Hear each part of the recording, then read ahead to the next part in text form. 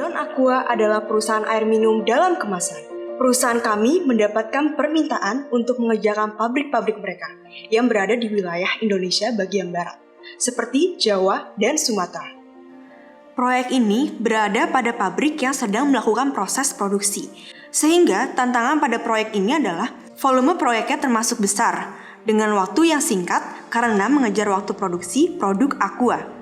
Sehingga diharapkan pekerjaan lantai kami jangan sampai memberhentikan waktu produksi mereka. Selain itu, warna yang diminta termasuk banyak dalam satu area, sehingga dalam pengerjaannya harus bertahap dan dalam waktu yang singkat.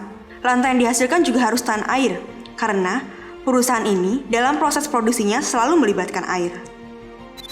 Kami menggunakan epoxy Mastertop 12 Thin. Mastertop 12 Thin direkomendasikan untuk area dengan abrasi normal hingga sedang dan tingkat estetika tinggi.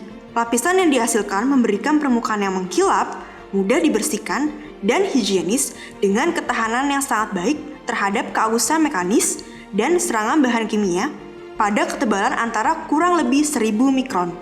Pada pabrik Danone, kami melakukan coating pada area produksi, area storage, area conveyor, dan beberapa area lainnya.